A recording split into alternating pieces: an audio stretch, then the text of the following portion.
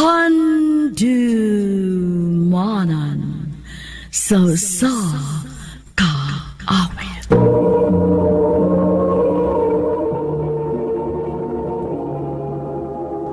Ano pa daw siyang kaagi karon? Mao kini sa kababay nga taga Tagbilaran City. Ang ito madatampo nagdasingan nga Ami.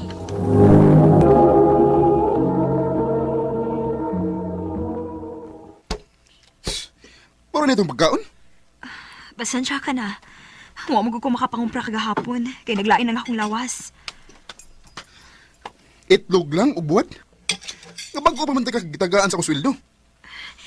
Naglain mo ko ng akong lawas. Oh, ang ano ni Barog ka na? Di na kumukaon. Sa office na lang kumukaon. Ben? Hi, Bert. Mulawas na lang ko sa pantry, ha? For sure, naari to si Ben. Ako siyang i-surprise. Nagdamag ko paniud to alang niya. Makigdungan ko kaon. For sure, magkalitan si Ben sa kalit kong pag-abot. Nagluto ko sa paborito niyang putahe alang sa paniud to. Sagad nga, magpalitra siya pagkaon sa gawas o ganhira sa opisina mo kaon.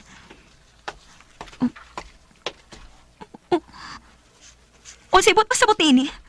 Ngayon naghinungitay mo, Ben. Maris! Ami? Niya ka? Ami? Ami! Ami! Nagkasiguro ka na ba sa imong desisyon? Alang sa unsa pa man pa. Nga mag-ipon ko sa kabubong. Nakasa na siya sa kaminyoon. O kung saan mo pagpasabot ang inyong anak? Tubag ako. Nili ko masugot nga magbuwag mo si Papa. Nili ko masukot. Nakikinahanglan. Mao kinahanglan na tamo biha din eh. Ato na tamo puyo tipo ni lolo nimo. Ami, magsulti una ka. Ay, pagdali-dali sa imong desisyon. Dili ta magbuwag. Dili ko gusto maguba ang atong pamilya. Ami, Ikaw mo'y naguba sa tong pamilya.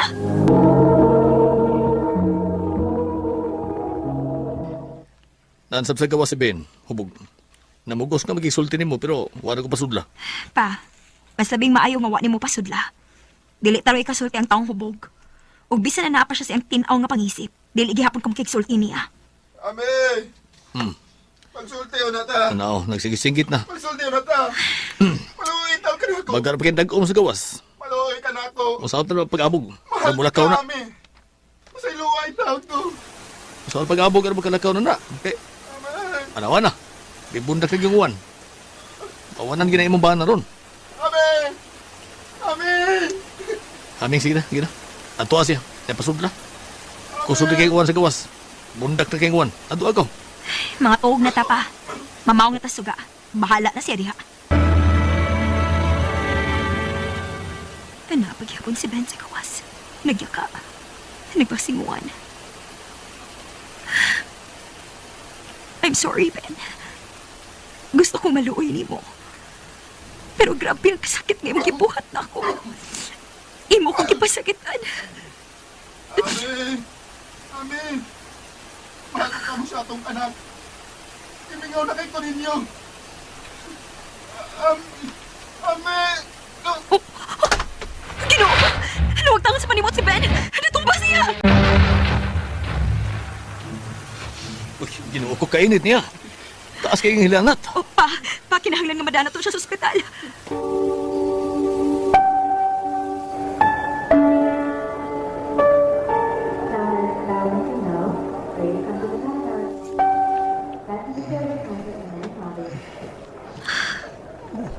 Maayo kinakamatngon ka na ubuot. Niya ka sa ospital. Dali ka na mong gida ni Papa din sa dihang kalit kang nawagtangan sa panimuot. Hubog ka. Nagpasinguan ka pag-ayo.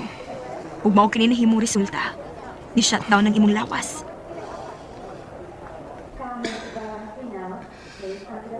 Nanangwa man lang ko mamatay. Kung dili naman lang ko ni mo papasaylo. Mayo pag mamatay na lang ko. Kung mawa naman lang ka muna ako ni Inday. Di mo kong gipasakitan. Gimahayan ko na kadto. Kundo naman ko'y gimahayan sa tibok kong kinabuhi. Moda kadtong kayo na nakasaha ko nimo. Pasaylaw ako. Wala masayod ko na. Kung unsa ko kamiserable. Matagi gayon nga mauli ko sa ato. Ngawan na si Inday nga musugat na ko. Ngawa ka na. Nga malipay yung musugat sa akong pag-abot. Mura ko babuang. Ben, Wa na magiday ko ibis ang gamay luna sa imong kasing-kasing. Wa na magiday. gusto ko ikong kasilakan, Ben. Tungod kay grabe ang akong nabati nga sakit. Pero, dili makamao nga makakakong kasing-kasing. Mahal ko gihapon ikaw. Nahimo kang amahan sa akong anak. Gikatugyan ko ng nimo nga akong kinabuhi. Gusto ko ikaw pasayloon. Pero mahadlok ako, Ben. Mahadlok ko. Day, taya tagil akong laing higayon. Maluwi ka na ako, Ami. Dili ko mabuhi kung mawa ka mo na ako nga akong pamilya. Dili ko'y kalimod ilawom sa kong dughan. Mahal ko paghihapon si Ben. Nakita ko yung effort to win me back. Nagkabalik niya nakita ko usab ang iyang pagbago. Niresign siya sa iyang trabaho aron malayo na gid sa hingpit sa tentasyon. Ug maayo na lang gani kay naluoy ang Diyos. Nadawat ra usab siya dayon sa iyang giaplayan nga trabaho. Nagsugod na usab kami ug pilit nga gikalimtan ang masakit nga nahitabo sa mong kinabuhi. Tinhin na lang kutob, more power sa RMN.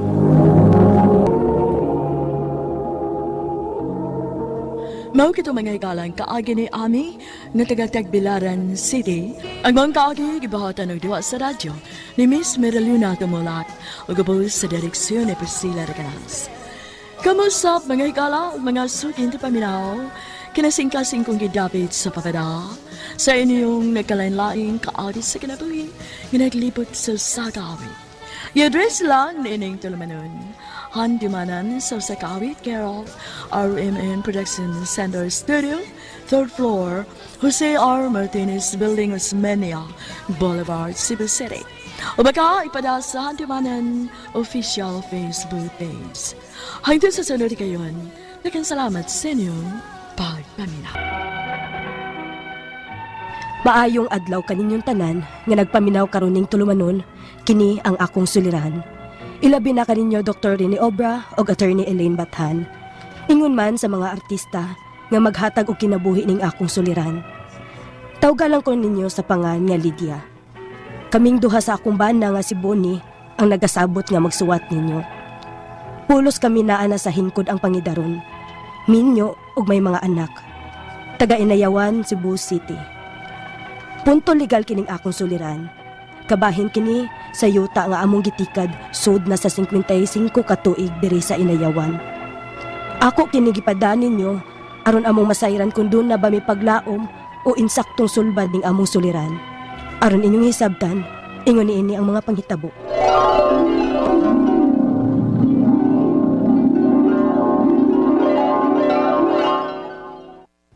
Tingtanom na sabog humay, Lydia. Mao, andam na ba ang atong binhi, Bonnie? Oo, trisi kasako ng atong binhi. Og konswertihon sa training tingtanuma, makabayad-bayad yun sa atong mga utang, Lydia. Dako gyud og gikatabang kining basakan nga dugay na natong gitikad, Bonnie. Dinhi gyud ta nabuhi. Pasalamat sabta sa among mga katigwangan. Abi mo, ang akong lulo, mo'y unang nagtikad ining yutaa ni adtong 1935 pa. Dahil gipasunod ni niya nako ang pagtikad ni ini. Ang pasunod ni sa akong amahan, ug niadtong pagka 1961, gihatag na ni tatay nako ang pagtikad yun nining yuta. Sa akong pagbana-bana, murag,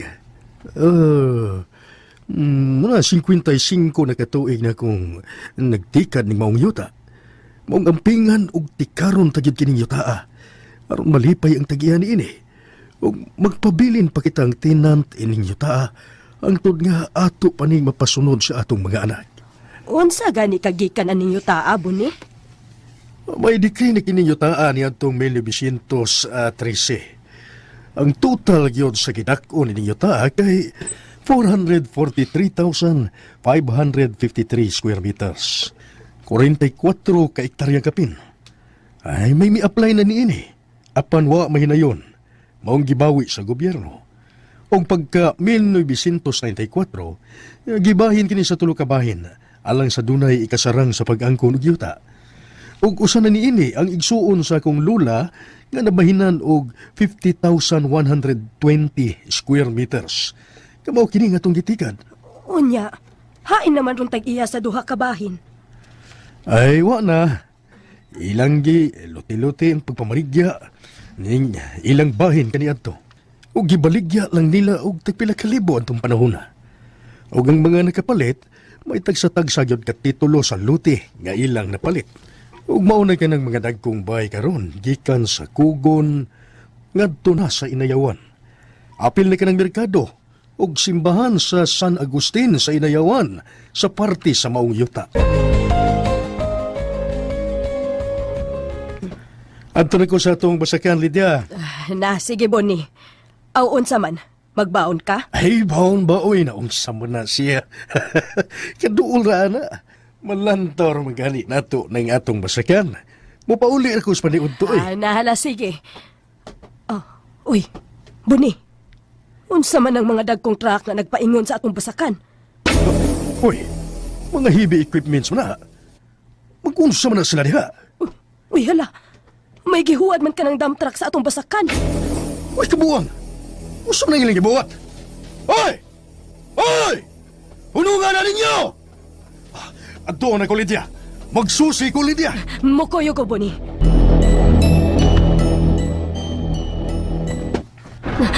Tanawa, Bonnie. May loader sab ka nagsunod og duot sa yuta nga gidump sa dump truck. Hoy! Hunungan na ng inyong gibuhat! Hunungan na ninyo! Usa man ang inyong gibuhat, ha? Nga ang limpyo ko ng basak nga andam ng tamnan ug humay, inyo mang giabunuhan o yuta. Gisugor may sagiyan ni Yuta, nay. Usa! Di kinsa! Kailan may sagihan ninyo taa, sir? Wa man siya magpahibaw na mubahin ini. Kinsa ka man, nay? Ako ang nagtikad ninyo taa sud sa dugay na nga panahon. Ha? Oh, itahon, maluoy itahon mo. Hunungan na! Hunungan ninyo! Ay, trabaho lang ni amo, nay. Gisugor may sa tagiyan ni Yuta sa pag-abuno ng kapita kay iyan ning ididilap. Mong, ayaw lang may paggaga sa aming buhat, nay. Kay kami masabang makasabaan kung kilinin na mo buhaton. Hindi pa tayon kit sila, Bonnie. Tara, Lydia. Tara. Tawagan tayong tagiya ninyo taa. Unsa? Mao na ilang gibuhat sa akong yuta. Oo, in town, sir. Luoy kayo ang among basak. Waday ka mahibaw ini, sir. Dili gud ikaw ang nagsugo ini nila. Wa ko magkailan ng mga tawhana. Wa ko'y gisugo. Mao ba di ay, sir? So, sir, hangtod karon, way hunong ang ilang pag-abuno sa imong yuta. Nagkurog na in town ring akong bana, maong ako nalay na nawag nimo. Kay magtanom naman gud tamig humay, sir. Unsa pa may among tamnan ini nga giabunuhan naman ni nilang basakan og yuta. Alam mo, pauli ko niya sa Cebu. Kaya akong ipabarangay na nang hilabot sa akong yuta. Ipahunong ko ng ilang gibuhat. Niabot ang tag-iya sa yuta, nga nagbase na sa Manila. Iya kining gipabarangay. Gipakuyugan mi og tanod aron sa pagbadlong sa nag-abuno og yuta sa basakan. Apan wa gihapon kini mo patuo sa pagbadlong sa mga tanod. Maong napugos og koral ang tag-iya sa mga utlanan sa iyang yuta aron dili na makasud ang mga nag-abuno sa yuta. Ug tungod sa among gibuhat, gipadad-an kami sumon sa nangangkon nga tag-iya sa yuta sa kalapasan nga trespassing. Ug nagaatubangay gid mi didto sa barangay. Unya, Oh, nganong ireklamo man ko ninyo og trespassing sa akong kaugalingong yuta. Dili ikaw may tagiya ninyo taa. Ako na. O pag matuod niya na, naikuidang tituluan ninyo taa. Bebe, biko no. Pananawa ko sa imong titulo. Patanahon sa tika sa akong titulo nining yuta. Ang tanaw. Niya. Na. Ate mo ka nanay. 2012 pa ang tuig nining imong titulo. Samtang ang ako na niadto pa ning Marso 12, 1935. Oh. Unsa? Nagpaila ka lang yun nga piki kang nangangkon ining yutaa. Ang orihinal nga titulo ning yutaa, mao kining akong gikoptan. Ako lagi ni yuta. May titulo ko kap. Murag dili mo mahusay kung dinhila mo sa barangay maghusay nining inyong panagsungi na. Parehas mong nangangkon nga mo'y tag-iya nining yutaa. Ug pareho mong dagdag titulo nining yutaa. Dili may tabong duha ka titulo ang usa ka yuta. O ang tambag ko ninyo, adto mo sa DAR paghusay sa Department of Agrarian Reform. Nganong inyo masang giabunuhan diri sa ang yuta? Nga na pa may mga tenant ng yuta. Okay. Ang kuno na mo nga nasayop mi anang bahina, ma'am, no? Ang dami mo bayad og 250,000 as disturbance fee. Balitag 50,000 per hektar. Apan ubos sa kakondisyon. Nga kamong mga tenants ang mutangtang sa mga gikural sa yuta. Di mi manghilabutan na, ha? Kayang tagiya sa yuta ang nagpakural na. O nga nung nidiretso man saan mong kabuno sa yuta. Nga pa pamanggod ni maklaro kung unsa o kinsa gyud ang tagyaan ng yuta. Ako lagi ni yuta, ma'am. Di ana magimi dinhi sa inyong opisina. Dinhi sa DAR, ma'am, no? May mo bang masusi ninyo kung kang kinsa yung titulo ang husto? March 12, 1935. Daan pa yun ko, nga kami lagi mo yung husto. Unya, mangangkon pa yun mo, ha? Usaman. Mo yung mong mga adunahan, uy, daog-daogon lang minin yung mga kabos. Kining, di mahimo, ma'am, no? Ikaso ko ni, ma'am, ikaso ko ni. Aw, ikihalang ni sir. Kay atubangon ka na mo, bisa nasa. O, sir, maog yung mong mga adunahan, uy.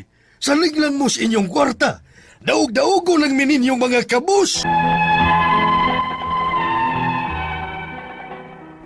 Karon, nikiha ang nangangkon sa maong yuta. Naana karon ang kaso sa korte sa Branch 8. Luoy taon kaayo ming mga nagtrabaho sa yuta. Nahunong among panginabuhian. Wa na'y silbi ang among traktor, thresher o blower kay wa naman mi humayan. Ang akong mga pangutana mao kining mosunod. Unang pangutana, ang miangkon nga sila'y tag-iya sa yuta, misaad sa DAR nga muhatag sila og 250,000 pesos para sa disturbance fee sa abono nila og yuta sa basakan nga among gitikad. Pwede ba namong dawaton kung tinuod man ganing muhatag? Ikaduhang pangutana, nagplano na lang ang tag-iya sa yuta nga iya kining ibaligya. Kung mahuman ang kaso sa korte ug mahalin ang yuta, makadawat ba gihapon mi isip tenant sud na sa 55 ka tuig? Ikatulong pangutana, nidangop na kami og DAR ug nagkaatubangay na kami. Matud sa maro sa DAR nga ang tinuod nga titulo mao ang may pitsa Marso 12, 1935. Unsa pa man gyud ka di ay ang posibleng alas ining nangangkon og yuta nga iya pa man gyud kining gikaso. Kwarta ba? Ikaupat nga pangutana, kung dili gyud mo bayad ang nakasa og nag-abono og yuta sa among humayan sa disturbance fee kay nagsige man lang nigsaad-saad, unsa may among buhaton? Kay luoy na kaayo mi nga nawad-an og panginabuhian tungod aning mga adunahan nga mapalabi-labihon. Ikalima og katapusan, kining maong yutaa may decree sa 1913. Ang total nga sukod sa maong yuta 443,553 square meter. Mahimo ba di ay nga makaangkon ang single o usa lang ka tawo sa ingon ini kadak-a nga luna dinhi sa ato? Ug langyaw pagyud kay usa kini ka Chinese. Palihog, tabangi ug tambagi ko. Kini ang akong suliran, Lydia. Maayong adlaw mga sukintig paminaw, kini si Attorney Elaine Bathan. Kinisab si Dr. Rene Obra ang kaabag sa inyong suliran. Karong adlaw mag-ubanta kita gapoy magkuyog mga sukintig paminaw tungod kay ako usa ka abogada. Ug ako usa ka medical doctor. Kami gihapon sa ko ang partner ang muhatag ninyo og tambag ug tubag sa inyong mga pangutana o problema na may punto medical, Punto legal, emotional, personal, behavioral ug problema sa mga ginadiling drugas. Muna na mo pagdugay, ipadala inyong suwat sa suliran_612@yahoo.com. Or sa atong Facebook account, kini ang Akong Suliran Official Writers Page. Pwede sa inyong ipadala sa 3rd floor Jose R. Martinez Building, Osmeña Boulevard, Cebu City. Klase-klaseng mga pamaagi, mga sukinting paminaw kung saan nyo pagpadala yung suwat diri namo. Ang importante, kompleto mga detalye sa inyong mga pangutana o problema. Yes. And kasi mga i-greet na to ron, partner. Ya akong i-greet ang akong amigo nga doktor nga may hipida sa St. Anthony Hospital diha sa dinis sa Cebu City, no? Lapites mamambaling inayawan, no? Si Dr. Robert Dinopol, no? Ug ang iyang asawa nga si Dr. Marian Dinopol.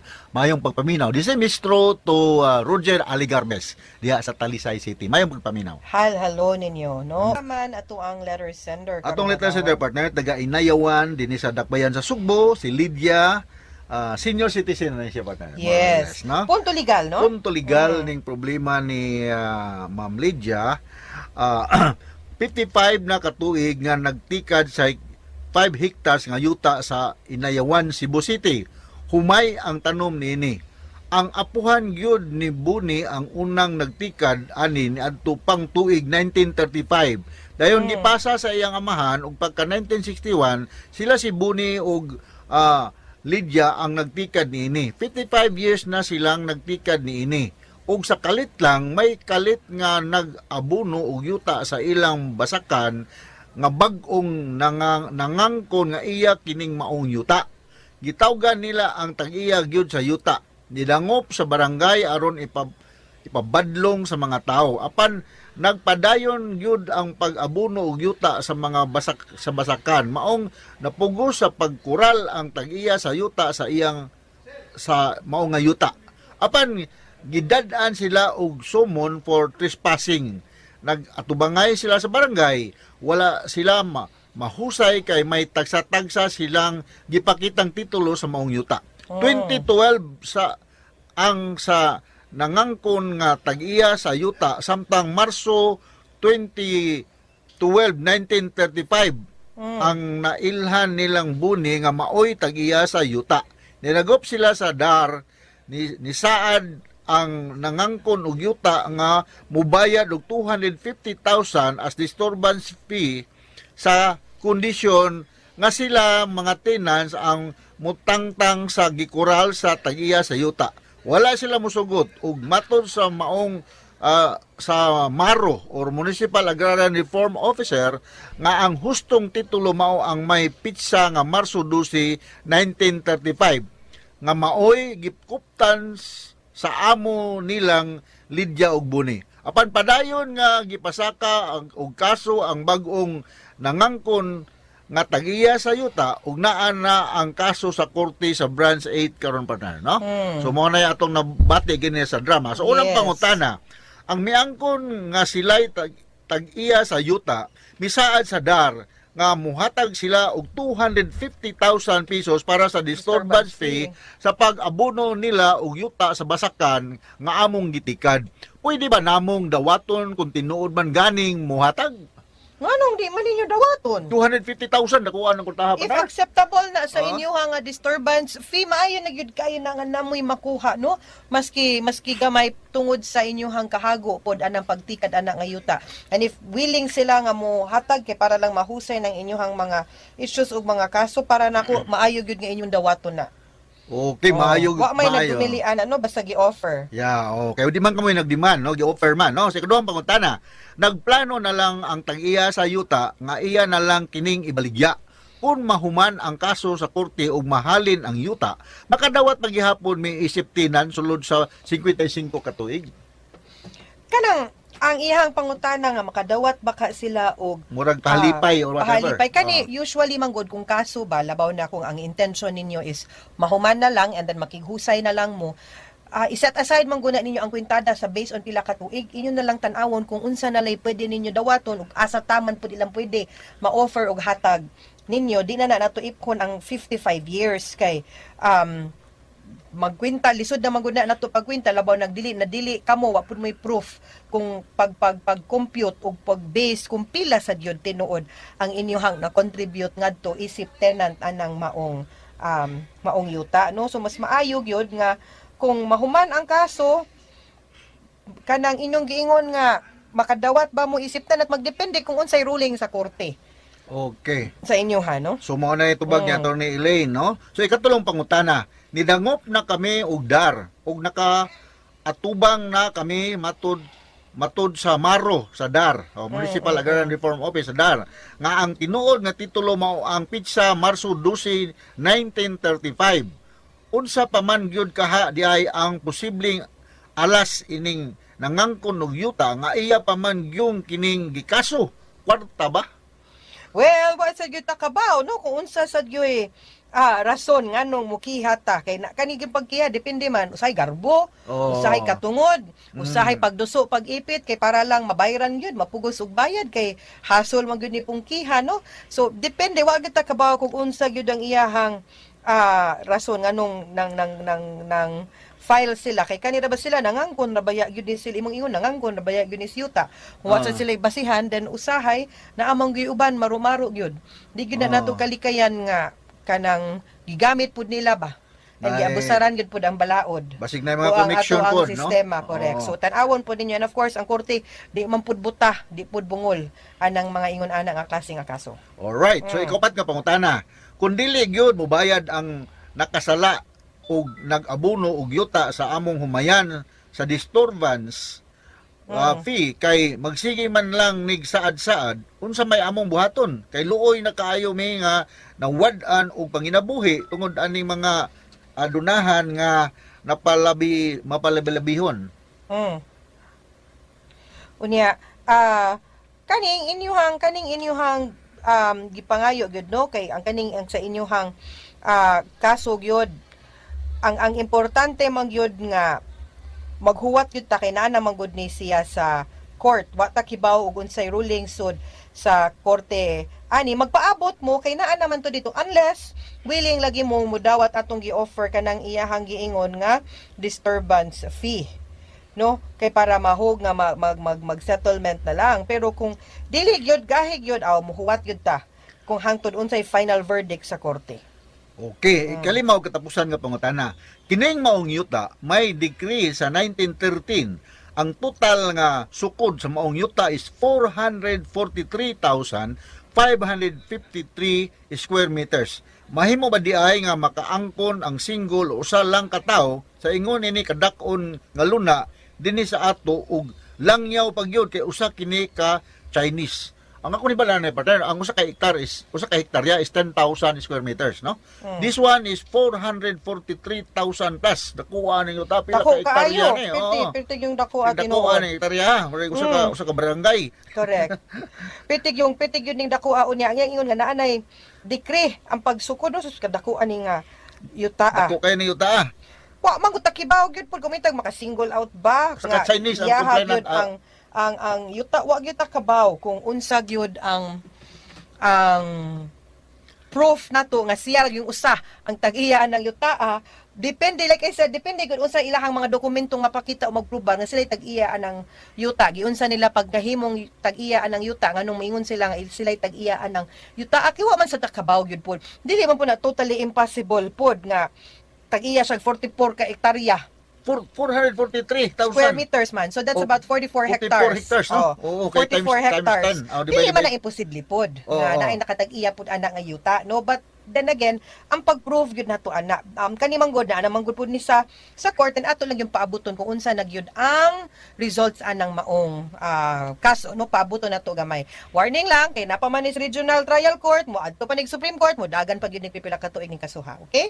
Okay. Mga sukintig paminaw hinautuntang namin nakuto na pagtulunan karong adlaw kini sa attorney Elaine Bathan. Kinisab si Dr. Rene Obra. Daghan kayong salamat sa inyong pagpaminaw sa atong tulumanon hangtod sa sunod nga sugilanon dinhi gapon sa to ang programa kini ang akong suliran gikan sa RMN Production Center Radyo Nationwide. Tatak RMN. Daghang salamat. Ug maayong adlaw.